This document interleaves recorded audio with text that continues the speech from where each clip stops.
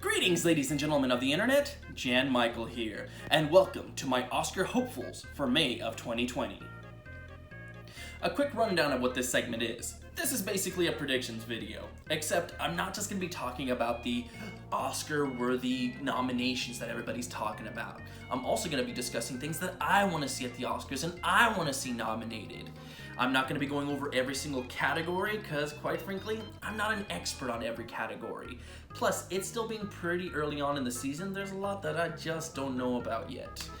And I'm also only going to be going over one entry per category, because otherwise I'd be here forever, and nobody wants that. So, let's start off with pictures, shall we? And for this one, I'm choosing Da 5 Bloods. I dedicate this next record to the soul brothers of the 1st Infantry Divisions. Be safe. Da 5 Bloods is the newest Spike Lee joint. It follows 4 men who go back to Vietnam years after the war is over to track down the body of their fallen leader, as well as find some hidden treasure. Now I won't lie, first time I heard about this film I thought of Miracle at St. Anna. And the less said about that film the better. Still, when Spike hits, he hits hard. And he's recently coming off of his Best Director win for his 2018 film BlacKkKlansman, so there's definitely a lot of eyes on him right now to see what he does next. Now, none of his films have yet to win Best Picture, which is a shame because you could argue that some of those deserve to take home the prize rather than the ones who did. But regardless, I'm looking forward to this next film. And we don't have to wait that much longer to find out if it's going to be one of those hard-hitting ones or not. For director, I have David Fincher for Mank. Now, if you know me, I'm a huge David Fincher fan. I mean, he's made some truly amazing films. You got Fight Club, you got Zodiac, you got The Girl with the Dragon Tattoo. You have 2 of my all-time favorite movies of all time. The Curious Case of Benjamin Button and The Social Network. So of course I'm excited for this film, which is all about following the writer of Citizen Kane, which a lot of people consider to be the best film in Hollywood. And then David Fincher went off to film The Social Network, which a lot of people consider to be the Citizen Kane of the new generation, so, it all comes full circle. It definitely has that circle jerk production behind it, but I trust David enough to deliver an excellent film. There's also a couple of people out there that are saying that it's David Fincher's time, so he's just gonna get the Oscar just because he's waited long enough. And to that I say, stop that Oscar fuckery right now, because it's nobody's time. If you make a great film that's memorable or important or it stands the test of time, then you deserve to win. And if you don't, try again. But as I said, I trust David, so I'm really looking forward to seeing what he delivers with this one. I'm actually not too excited for the actor or supporting actor category. There's nothing I've really read or seen that I'm really anticipating. So I'm gonna do some surprise picks for you with these ones. For actor, I have Sacha Baron Cohen for The Trial of the Chicago 7. Why is this a surprise pick? 2 reasons. The first is, I have no idea if Sacha's actually the main character of this film.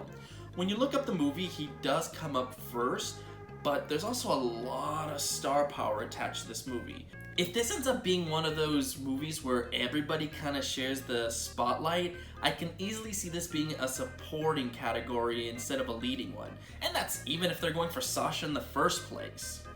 The second reason is because, apart from a writing nomination a while back, Sacha hasn't been recognized for his acting talent yet. And if you know me, I love fresh blood at the Oscars. And I especially like it when it's an already established name. Almost as if they're saying, yeah, I thought I was fucking around? Check me out now. Sacha's one of those actors that likes to completely get into the role. So if he does that with this one, I can easily see this being the time that he finally gets his dues. On the flip side, actress, I'm incredibly excited about. There's so much that I really want to see. But I gotta start off with somebody who I really think should have already won an Oscar, Amy Adams for Hillbilly Elegy. Let me say something right now. Amy Adams is the female Leonardo DiCaprio. Why would you say something so controversial yet so brave? What do I mean by this? Well, take a look at Leonardo's roles. He's very distinguishable in every single one of them. He never completely disappears that you can't recognize him. And now look at 3 of Amy's roles. We have The Fighter, Doubt, Arrival. You can tell it's her in every single one of these roles. She's very recognizable. But where she and Leonardo both excel at is that they play the role believably. This is not the same person. These are completely different characters. Yet she's able to convey each one as if they were their own person. One of them is smarter than the other. One of them is tougher than the other. One of them is meeker than the other. And you're able to believe in her performances. And that's something that both she and Leonardo do very well. Now to some, maybe that's not enough. And to those people I say, fuck you, it's my list. Moving on. Let's do another surprise pick for supporting actor. This one is Hugh Grant for The Gentleman. As the best private investigator in this smoky little town, good evening, ladies and gentlemen, they are ready to put 150 grand in my pocket to give them some filth. Good for me, that, but in this case, it's bad for you. I can already tell what the audience is thinking. This amateur, this idiot, this asshat, he knows not about what he talks about. Okay, look, I know The Gentleman ain't gonna get squat shit. It's a January film, and the reviews weren't the nicest to it. Still, I implore you to take another look at Hugh Grant, playing this seedy journalist who you just love to hate. He's another actor that has yet to be nominated for an Oscar, and if he could just get recognized for this role that he completely gets lost in, he might not win, but it'd still be awesome to see him get some sort of recognition. Alright, no fucking around with Best Supporting Actress. For this one I have Saoirse Ronan for Ammonite. How the hell has Saoirse not won an Oscar yet? I was recently watching a video by Max Joseph talking about his 10 favorite female actors of all time. And when it came to Saoirse, he started talking about how he considers her to be the next Meryl Streep. Yeah, I completely agree with that. I mean, have you seen her movies? I mean, just about everything that she comes out in gets a nomination. And since she started out so young, I can definitely see her moving even past Meryl Streep's level. We have to wait and see, but Oscar, voters, do the right thing here. Give Saoirse an Oscar already. Let's do some rapid fire picks for these last categories, shall we?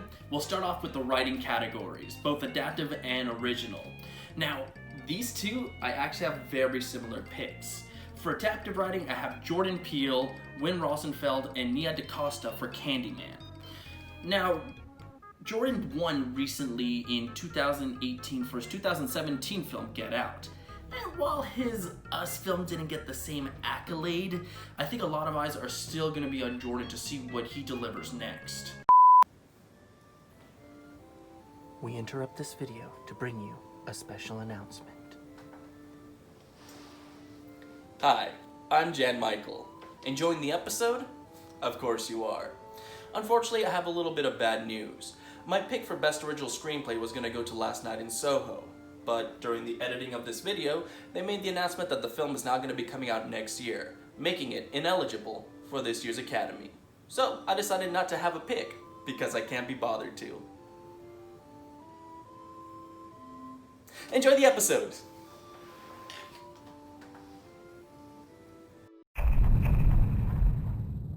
Now, I especially wanted to talk about visual because I actually have a prediction. I think visual is going to go to Dune. And not only that, but I think Dune has the potential to be the Mad Max Fury Road of this year. And what I mean by that is it's going to come in, sweep up all the technical award at the Oscars, and then promptly lose out Best Picture. Although with Denis Villeneuve directing it, who knows, it could very much go all the way. Now, I'm not a huge expert on sound, but there is one film that I keep thinking about whenever the topic of sound comes up. Tenet. Christopher Nolan films definitely have a very unique sound to them. And I think especially with this film and its far out premise, we're going to be hearing some things that are going to be sticking with us. Animation.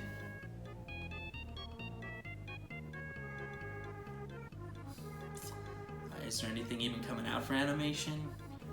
Well, I've heard people are putting Soul on their list. The one that looks like an Inside Out ripoff? Well, yeah, it's the same company. That makes it even sadder. How about Onward? Why? It's a Pixar film. But it's not very good. Yeah, fuck it. I'm gonna go with Wish Dragon with this one. Now, if you haven't heard of this film, let me enlighten you. This is actually being produced and stars Jackie Chan. It's a retelling of kind of an Aladdin type picture, except they're set in China, and instead of a genie, it's a dragon that grants the 3 wishes. But that's pretty much all I got. I mean, looks interesting. I hope it's good. Yeah, I feel pretty good about that. And that's all I really got for you this time. Now, before I go, I have a special little segment for you called Academy Advice. Now, this isn't actually advice for the Academy and what to pick and whatnot. It's more advice to the Academy. So, Academy, if you're listening to this, I want you to keep this in mind because I'm about to give you some advice on how to make the Oscars better. Because, let's be honest, the Oscars suck. They're pretty bad right now. But I love it so. And like a family member hooked up on heroin, you want to help it. So here's my advice for the month.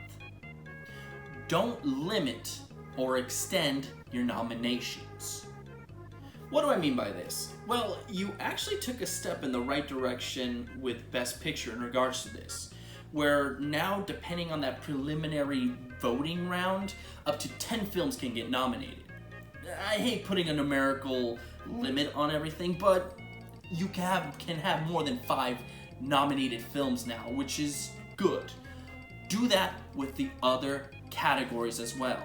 I mean, how many times do we see every single year when the list comes out, people start to write about who got snubbed? Why was this person in and not this person? And yeah, why are we limiting the great performances or great picks that should be in? If you do those other categories like you're doing Best Picture, it gets the people that should be recognized in. Obviously, not everybody's gonna win, but I know people that go out and see these films just based on nominations. And shortchanging somebody, it sucks. On the flip side, don't extend the list just because you need to fit in 5 or a quota of a set amount. I see this with animation a lot, where all of a sudden there's 5 nominees, but 2 of those are terrible. Not every year is going to be a winner. Heck, this year's not looking that great. And if there's not 5 great picks, we shouldn't just make it 5 just because, hey, it's always 5. You know, if everybody is putting all their chips down on 2, make it a battle just between 2. And that's my advice for the month. Now, don't take it as a professional advice, but take it as viewer advice. And that is who you're targeting, right? You want people to actually see the Oscars. Anyway, follow those steps and there's a good chance you're gonna get some good buzz out of it.